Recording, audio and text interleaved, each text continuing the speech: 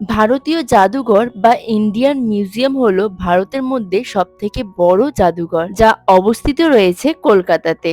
এখানে তোমরা যাবে কি করে এবং এটি কবে কবে খোলা থাকে, তাছাড়াও এখানে টিকিটের দাম কত, সবকিছুই আজকে এই ভিডিওতে তোমাদের সাথে শেয়ার করব। এই জাদুঘরে 2024 সাল পর্যন্ত গৃহীত বস্তুর সংখ্যা 1,02,650 মতো। এই জাদুঘরে রয়েছে মোট 6টি বিভাগ: শিল্পকলা, ভূতত্ত্ব, নৃতত্ত্ব, পুরাতত্ত্ব, প্রাণিজ, উদ্ভিজ্জ ও অর্থনৈতিক বিভাগ।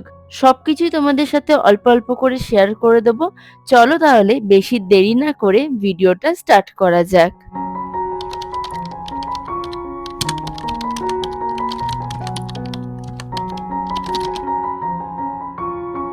প্রথমে তোমরা বাসে করে ধর্মতলা পর্যন্ত এসে সেখান থেকে একটুখানি হাঁটা পথেই কিন্তু চলে যাবে ভারতীয় জাদুঘরে কিংবা ইন্ডিয়ান মিউজিয়ামে। এখানে প্রবেশ মূল্য যাদের 18 বছরের ঊর্ধ্বে বয়স তাদের 75 রুপিস এবং 18 বছরের নিচে যাদের বয়স তাদের 20 টাকা করে লাগবে। ফরেনাররা ঘুরতে আসলে 200 করে কিন্তু পার পার্সন টিকিট লাগবে। এটি কিন্তু সকাল 10টা থেকে সন্ধ্যা 6টা পর্যন্ত খোলা থাকে এবং সোমবার করে কিন্তু এই মিউজিয়াম বন্ধ থাকে। ব্রিটিশ সময় এশিয়াটিক সোসাইটি অফ বেঙ্গল ভারতের রাজধানী কলকাতায় এই জাদুঘরটি তৈরি করে। এই মিউজিয়ামটি তৈরি হয় 1814 সালে। এখন যা দেখতে পাচ্ছ এগুলো হলো ভারতের মধ্যপ্রদেশে কিছু গ্রাম থেকে পাওয়া বৌদ্ধ স্তূপের ধ্বংসাবশেষ।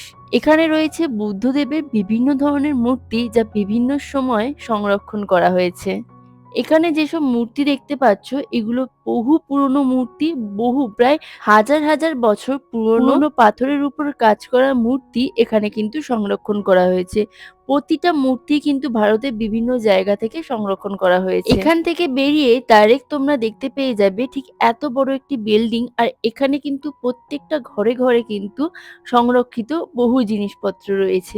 চলো তাহলে আরো সব জায়গাগুলো ঘোরা যাক। কি করে ডিএনএ থেকে প্রাণ প্রতিষ্ঠান হয়, তার সাথে সাথে কিভাবে মস্তিষ্কের আবির্ভাব হয়েছে সেই বিষয়ে কঙ্কালও রয়েছে। সাথে রয়েছে মানুষ কিভাবে 4 পা থেকে 2 পায়ে হাঁটতে শিখেছে, কিরকম কি সবকিছু কিন্তু এখানে দেখানো আছে এই প্রাণিজ বিভাগটা দিয়ে। এই মার্বেলে যে ফলকটি দেখছেন এটি বিশাল বড় ফলক এবং এটি কিসের তাও কিন্তু এখানে লেখা রয়েছে। তোমরা কিন্তু এখানে আসলে অবশ্যই একদিনের সময় নিয়ে হাতে নিয়ে এসো, কারণ কি বিশাল বড় এই মিউজিয়ামটি। এই যে গাছের ছালটি দেখছেন এটিও কিন্তু বহু বছরের পুরনো, এখানে কিন্তু সংরক্ষণ করা রয়েছে। ঘুরতে ঘুরতে বিরাট বড় এই মিউজিয়ামটি, বলে বোঝাতে পারবো না তোমাদের, বাট কিছু কিছু জায়গা আমি তোমাদের সাথে একটু শেয়ার করেছি। তো চলো ওপরে ওঠা যাক।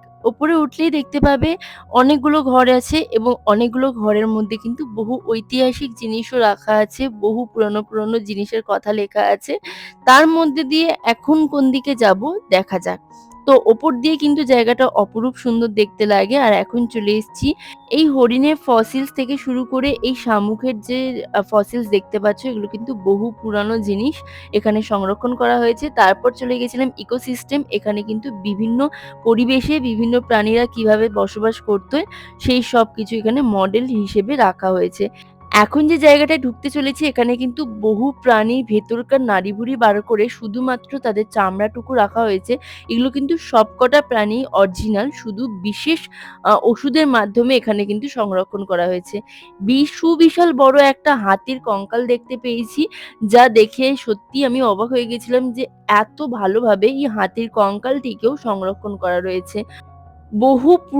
বহু পুরানো প্রাণীদের জীবাশ্ম কিন্তু এখানে সংরক্ষণ করা হয় এবং বহু প্রাণী, যেসব প্রাণী একদম বিলুপ্তি ঘটে গেছে তাদেরও কিন্তু সংরক্ষিত করে রাখা হয়। তো এখানে দেখতেই পাচ্ছ সব কিন্তু প্রাণী অরিজিনাল, আর প্রত্যেকটা প্রাণীর সামনে সামনে নাম লেখা আছে যে এরা কোন ধরনের প্রাণী। তোমাদের সাথে এই জায়গাটা অবশ্যই শেয়ার করছি, কারণ কি এখানে এত সুন্দর সুন্দর ভাবে সাজানো রয়েছে এবং প্রাণীদের কঙ্কালগুলো এত ভালোভাবে রাখা রয়েছে তা তোমরা নিজেরাই দেখতে পাচ্ছ। ওই ঝুলন্ত অবস্থায় দেখতেই পাচ্ছ একটা প্রাণীর কিন্তু শির দ্বারা ঝুলিয়ে রাখা হয়েছে। তাই বলবো তোমরা যদি একবার পারো তাহলে এই ইন্ডিয়ান মিউজিয়ামে এই বিভাগটিতে অবশ্যই ঘুরে এসো।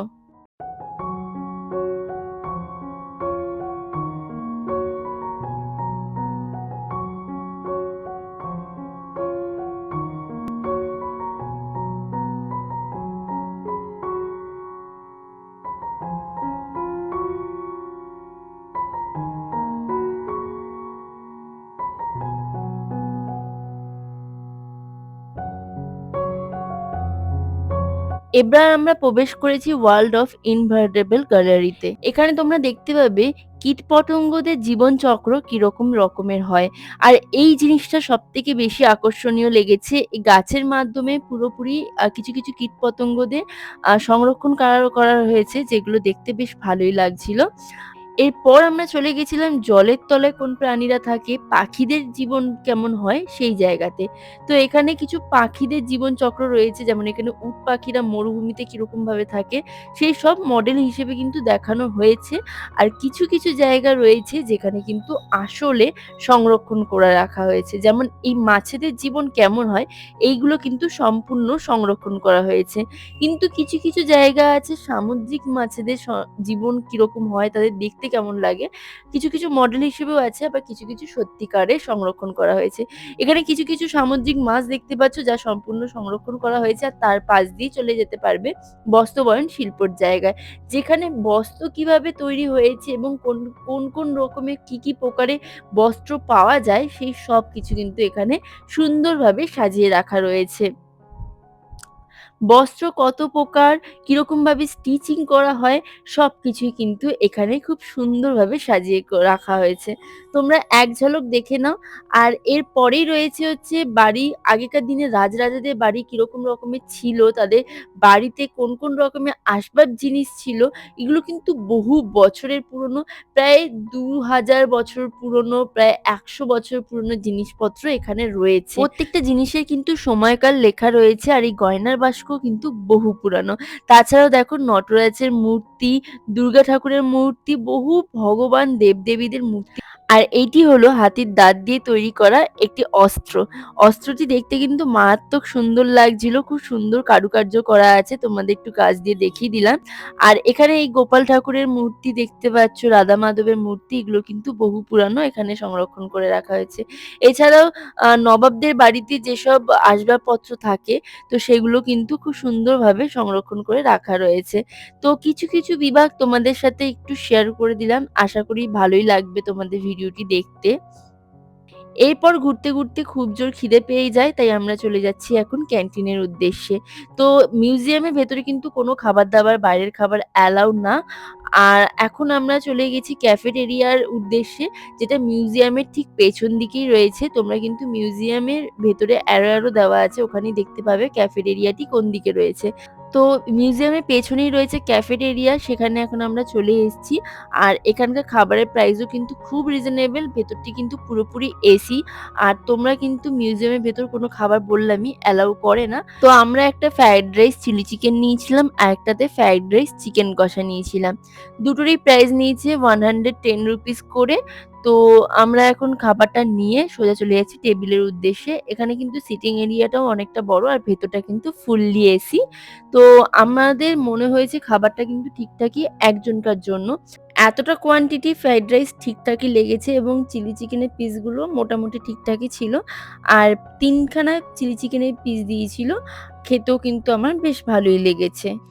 এবার আসা যাক চিলি চিকেন আর চিকেন কষা। এখানে দেখতেই পাচ্ছ ৩ খানা পিস চিকেন কষা দিয়েছে, তার সাথে একটা আলু দিয়েছে। সাথে তো স্যালাড থাকবেই।